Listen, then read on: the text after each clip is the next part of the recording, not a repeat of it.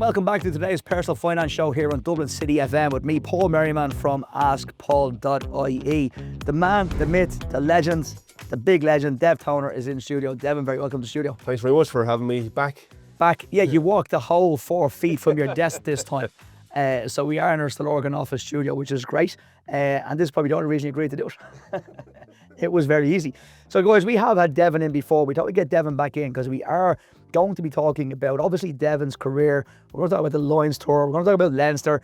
And then we're going to get into, I suppose, your career here in Fairstone and what you're doing for companies, which is really cool. Obviously, I would say that, but I do really think it. So yeah, why don't you bring listeners through your kind of change from rugby into personal finance for those that haven't heard it before? Yeah, so I am coming up on 3 years retired now. So I retired in June of 2022, and I suppose when I was coming up to the end of my career, I didn't really know what direction I was going. I didn't really know what I was doing, and coming up to my second last season, I started panicking, to put it lightly. And then I went to go see a career coach, and the first thing that she said to me was, you need to go get your finances sorted, because rugby salary is not like a soccer salary. You would need a job after you.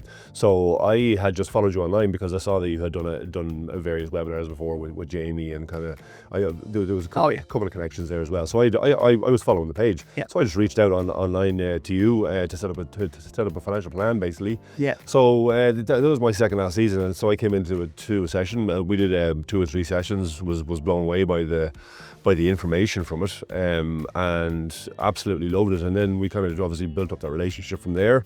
And then you said to me after 3 or 4 sessions that there might be an opportunity here. At first, it was like, do you have any idea what you're going to do? And I was like, no, I don't. But you were thinking about going to Japan, weren't you? Like, in the back of your brain, you were thinking, I think the first financial plan we built for you was, here's life now, here's life when you stop rugby. Yeah. And that income from Leinster stops, or the RFU stops.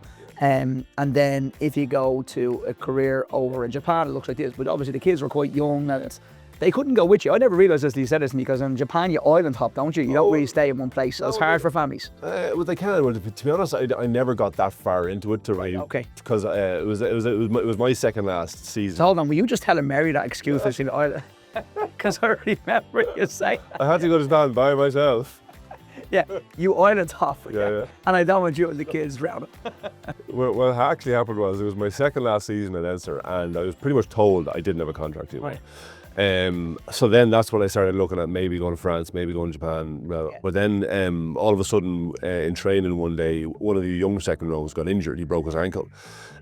So then Leinster quickly realised, if that happens next year and we don't have Dev, we're kind of screwed, basically. So never knew that. Yeah, so they were able to kind of come back, and then I got my last season. So then the kind of conversations about Japan and France kind of fell back.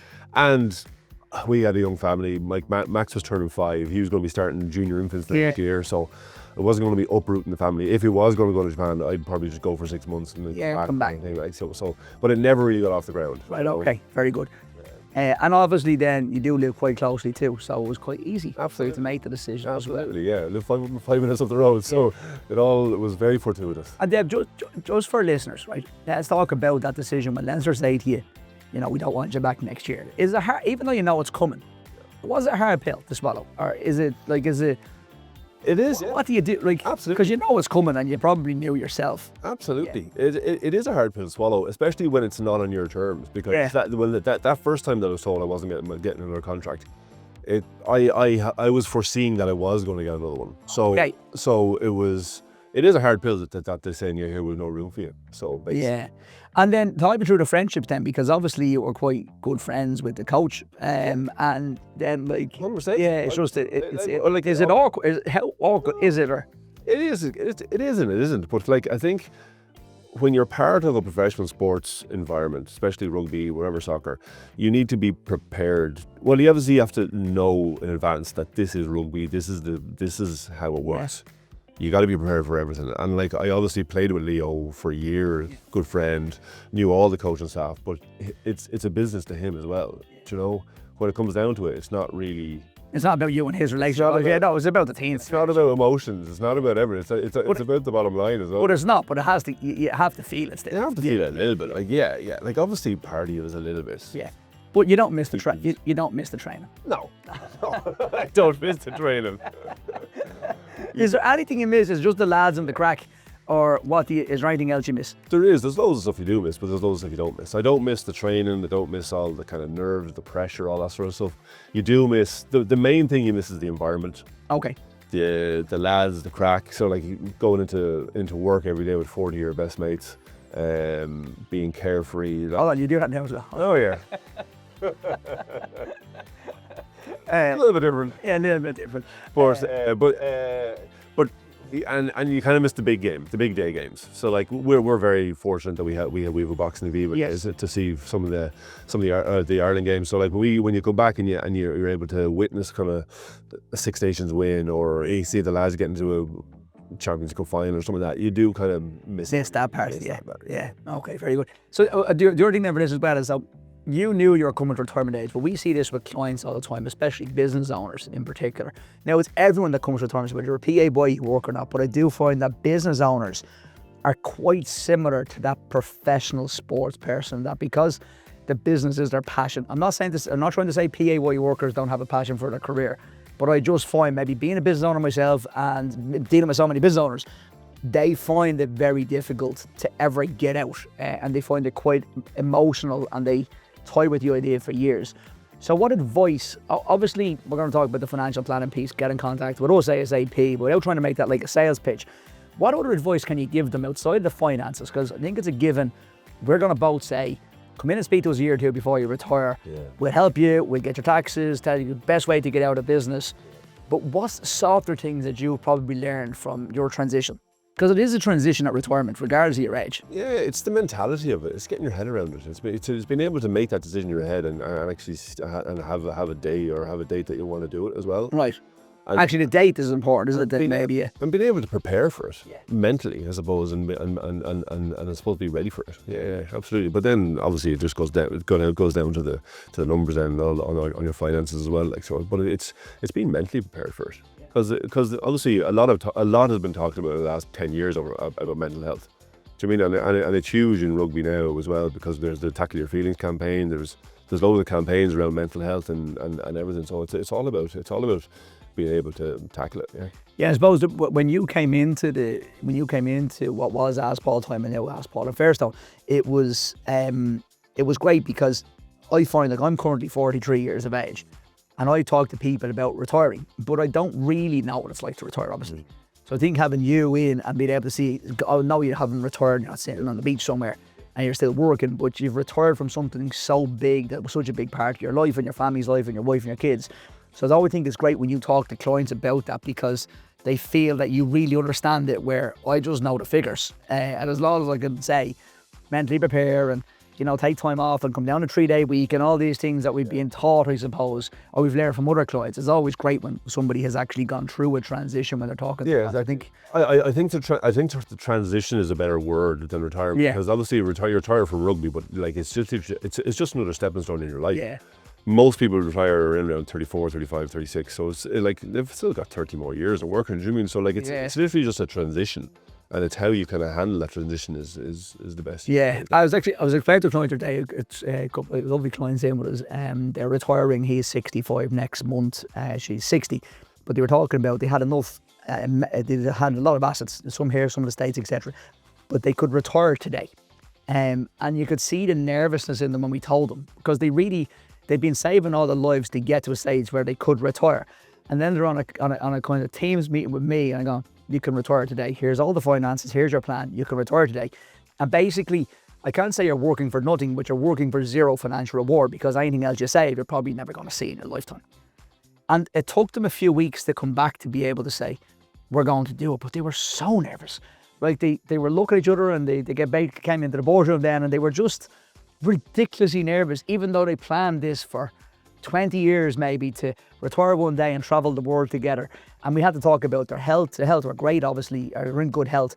But if something was to happen to their health in the future, and the age gap between being 60 and 65, I love all those conversations with clients, because you're getting to make that real impact, I suppose, on their finances It's and their not, life. it's those couple of weeks after you tell them though. So you tell them you can retire now, and they obviously is a bit of a setback. Well, not setback, but like they're obviously blown away by it. Yeah. So they need to go back and chat with it over the next 2 or 3 weeks and get used to it and be able to chat through it and know what they're going to do, I suppose. And then they come back in and they're like, okay, let's do it. Yeah. You know, and then they get excited, then they get it and they see all the travel they're going to do, all this sort of stuff. Yeah. But I was saying to a couple as well, it's still a transition. So they're not going to go to work. Absolutely. But I was saying, and this is maybe for anyone that is retiring, this is really important. See the travel thing. This couple plan to travel, they have a son living in the States, and they're going to travel a lot. I was like, that's your job now. And there actually is a little bit of admin in traveling. There's a little bit of, so it's important to try and keep whatever you plan to do in retirement, keep it as a, we're going to spend an hour or two of this a day. We're going to look at the car rentals, the villas, the holidays, the flights. So you're going to be actively using, because I think people think that if they stop using the brain for work, they're going to, slip away into kind of, not say dementia or get old, I suppose. Everyone, I suppose, will probably fear that. But I was trying to convince them that this is your job now, is to try and find where you want to travel, do your list, get the flights booked, get all the research done. And the research is your job, I suppose. So it's still a transition, just you don't have to go to work every day. You still should be trying to have a little bit of a schedule as well. Still have an alarm set. So like, yes. Actually, how did you get on with that then with the schedule? Because obviously, I think when I was speaking to you, I think we were talking with Jamie Heaslip earlier on, saying I was talking myself and Jamie had a few pods together during COVID-19. And I always admired professional rugby players and soccer players. I think I interviewed him and who was one of the Bernard Brogan very closely in a week or two.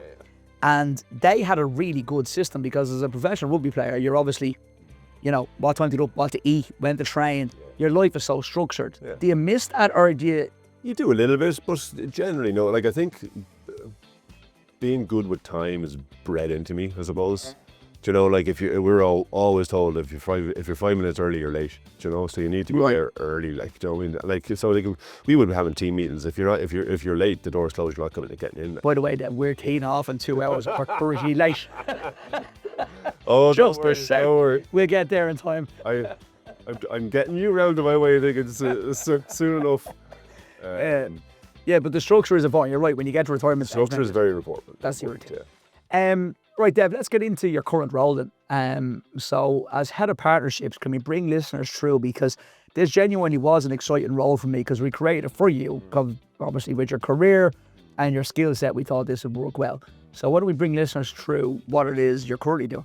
Yeah, absolutely. So I help me head of partnerships now. I think it is obviously centred all around financial wellness. I think that we're talking maybe about changing the title a little bit, because obviously we had a partnership, because we're doing a lot of M&A. So people are getting kind of like me about mergers and acquisitions, but it's not my bag. No, not sure. So we might be changing the title, but it's all centred around financial wellness for employees. So we do a lot of talks for corporates and businesses, actually, like small and big. We've done some very, very intimate ones for 6-7 employees.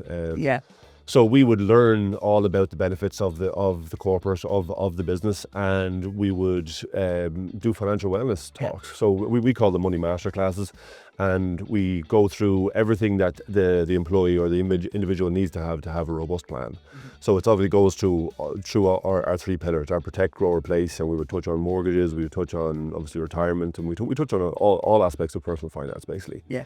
And we would learn about the benefits of the businesses and kind of champion them back to the employees as well. And actually, one thing I know, I was on a call you set up for me yesterday with somebody, and one thing I was saying to that company was that, and they had phenomenal benefits. I think they got over 3,500 clients, or 3,500 employees across Ireland. And I was saying to the head of wellness, what I think is great for companies that they have head of wellness positions now in bigger organisations, is great. But I was saying that the benefits, their employees very rarely know their benefits. And even when they're told from HR, they kind of don't look. But at least when we get in and we're having a chat about the overall financial plan, and we're saying, and don't forget, here's all your benefits, and how they fit into your plan, I think it makes it a little bit more 100%. Personal, I suppose. That's really one of the big things as well that people say, like when employees join the company pension plan, they tick the box to the default fund basically. So we would see what funds are available, and the difference between a 3% fund and a 9% fund over 20-30 years is phenomenal. It's phenomenal. It's hundreds of thousands. All they need to do is tick a box. Yes. And it makes 200,000 difference at the end of the day. So it's been able to learn about all this stuff and obviously and give it back to them. But I suppose for us as well, it's not just you giving them as well. We have a team of 30 advisors as well, and we have a lot of senior guys as well. So we obviously Anya, Andrew, Conor, and all. Kind of strange that doing them. We've a big team that does them as well. Yeah. No, it's great, and I think because the Ask Paul brand started, and I still love doing them. Obviously, I'm much more busier because we're more involved in the M&A space now in the business, which is great. And as CEO, before we required I was still doing a lot of consultations. But I always love doing the money masterclasses for employees in companies, because it goes back to that Ask Paul brand of education. So you're in a company and you don't look after their company pension plan, you don't know anybody really, and you're just given really good financial well-being lessons that you know they're all going to benefit from. Obviously, some will reach out and do business, which is an added advantage to us, obviously. But in the primary, it's just about giving that advice and seeing people take notes and seeing people 100%. kind of get blown away, especially the mortgage figures. I always find that's the one that gets people. Yeah. We obviously do them on site and we do webinars as well, but I actually kind of really love the on site. I much prefer the on site. Because I love getting out and seeing how other offices work, you know, because every office is different and you kind of get a bit jealous of some offices. 100%. We were in an office there. Actually, we don't mind saying it was the IDA because we publicised it. We're in the IDA's new offices on Hatch Street. And talking about office envy, I was looking out going, this place is unbelievable. And the other cool one, okay, let's go through them actually. Best office for me was probably going to be either Indeed or Salesforce down in the Keys. Yeah, Indeed was class, Salesforce class. Coca-Cola wasn't too bad. No, Coca-Cola wasn't too bad. Actually, on Post, we did one for on Post as well. Their new offices down beside the Tree Arena are quite cool. But yeah, you do get office envy. As much as I love our office here as the Lorgan, we put a lot of effort into it. Those offices in town and what the staff get are just... they're off the charts. They're unbelievable. Actually, Google their offices are like a city. It's unbelievable what the guys get. We need to get into Google to do it. We must get back in more. There you go, Google. If you're listening, we get back in. But yeah, so I suppose, overall, how are you finding it? I know this is not me talking to you from a CEO point of view, but are you enjoying it? I know you have to say yes, but why are you enjoying it, matey? No, I am enjoying it. I'm loving it because I'm love being part of a team again. Do you know what I mean? Because it is part of a team. Do you know what I mean? Because you're working with obviously a lot of people. There's a fair bit of flexibility around the role, so I can kind of not do what I want, but I can structure. Too much. I had to have a chat with you. Structure my week around my calls and what we're gonna do. But yeah, no, like I enjoy them the Monday to Friday. One thing that I enjoy now, not being in rugby, is having weekends back. So you're loving your holidays, aren't you? As well, and being able to go away on holiday. Yeah. I've got a holiday in August booked that I hadn't booked in January. Do you know what I mean? So like it's been able to plan that. With rugby, you cannot plan in advance. You can't plan a holiday until you know if you're either injured or you're not getting. Of course. So you only get picked for the summer tour the week or two beforehand. So you mightn't go. So you never know. So being able to plan holidays, being able to plan stuff for the weekend is really nice. But I love the industry as well. Do you know what I mean? Yeah. So that ever since that first time I came in, I was blown away by the cash calc. I was blown away by the actual cash flow planning session. And one of our other advisors, I remember what he does. He says he's a sleep therapist. He helps people sleep at night. Do you know what I mean? Because you're taking that stress away. You're kind of easing. Obviously, because coming into that session, I was stressed. Do you know what I mean? But then when it's in front of you, saying, "No, actually, it shouldn't be that. I shouldn't be." Do you know what I mean? It's okay. I'm actually all right. And look, again, we're trying to make this interview all this sound too much like a sales pitch, but I agree with you. I think that's the biggest thing we do. I think anyone, and I mean this from the bottom of my heart, really, anyone can do the investment and the pension advice. To be fair, it's not rocket science. No. You know, there's hundreds of thousands of brokers up and down the country that would be happy to do a pension consultation and put you into a pension plan. What I love about us is that when we look at the financial planning piece, it's genuinely to make the client be at ease and be able to enjoy their money and enjoy their finances. And it's very rarely about having a consultation that you can get the pension and get the investment account or whatever else. And we're throwing people away for pensions that were saying, no, you're not ready for them yet. Or we're throwing people away for investments saying, no, you're not ready because of ABC. Come back to us in 2 or 3 years. I think that's what I've always wanted to try and get out of practice. So I think it's great that we've got there. I think that the money masterclasses and that kind of being able to give that education. The big thing as well is everyone is entitled to advice. Yes. People might think that they don't have a high enough salary or whatever. But it doesn't matter who you are or what you earn. Everyone is entitled to advice, and everyone can. It's a really, really good point. And I actually mentioned at the top of the show, you might have heard it, but I was doing the press and I was saying you can invest from €100 a month. Was in one of the articles this week, and I was saying we've done that here at askpaul, but you're right. We've clients that are just €100 and they want to start investing for the future, and then we've lucky enough that we've clients that have tens of millions, some hundreds of millions, some exceptionally well for themselves, the trust us. But yeah, it's everybody's that equality advice. That's cool, isn't it? Absolutely, yeah. Yeah. That's what actually first. That's what the money masterclass does as well, because you go into money masterclass in a company, you don't know what anybody has. No. You're just trying to educate at a broad level. Absolutely, because some companies are a bit wary about that, because they might be thinking you're coming in and talking and doing like an investment pitch. Yeah. Like a lot of them, like we might be doing like obviously trade workers, or obviously not high earners, so they be wary. They're very much wary, but I need to kind of bring them through that we're actually not doing. Yeah, it's just an education. It's a broad education of all aspects of personal finance, and it's someone's earning 30 grand or 100 grand. It's the same advice. Yeah, you know, and it actually is the same. It should be the same advice. So it doesn't read the financial planning piece should be the same metrics and the same dynamics as opposed to the plan. It doesn't make a difference what you're earning. Obviously, if you're earning more, you can create bigger wealth quicker. But yeah, fundamentally, it's the same. Dev, thanks for taking the 10 or 12 steps to come into the studio to have a chat with me. No bother. I really appreciate it.